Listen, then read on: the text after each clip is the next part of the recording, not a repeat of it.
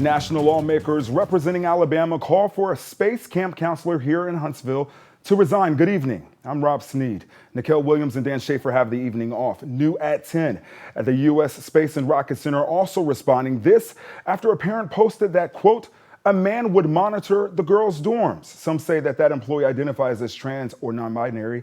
Wait 31 reporter Maddie McCaffrey joins us live from the Space and Rocket Center with more on this story. Maddie.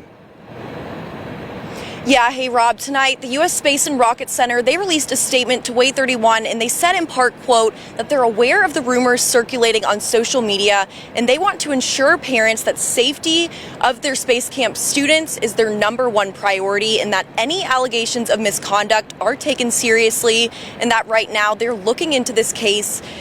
They're looking into this case and they're working to determine the facts, after which they say they'll take appropriate action. And tonight, 2 Alabama lawmakers are speaking out, which has brought this story to the forefront.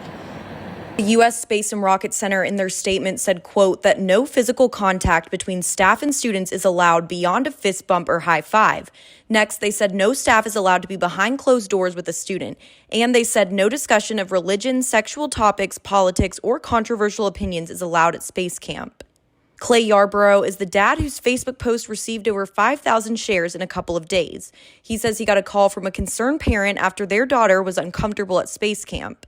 She was in her dorm room and a male that identified as a female was in her dorm room and she said she didn't feel comfortable, so she called her parents and they went and picked her up. Yarborough says Friday he made Space Camp aware of the situation and spoke with the director and says this is what they told him. Basically, what they were saying is if they identify as a male or a female, they put them with the kids accordingly. Wait 31 reached back out to the Space and Rocket Center to see if those claims are true. Right now, we are still waiting for them to address that. Yarborough's Facebook post has Alabama politicians speaking out. Monday, Congressman Dale Strong said in part, quote, I call on the center to immediately remove this individual and open a safety review to consider the potential harm and damages they have inadvertently caused children, end quote. Senator Tommy Tuberville also speaking out saying in part, quote, it is imperative that Space Camp remains a safe place for children and young people. I urge the Space and Rocket Center to ensure that its reputation as a world-renowned camp remains untarnished by the progressive agenda of today, end quote. Clay Yarborough says his daughter won't be attending Space Camp, and he says other parents will yank out their kids too.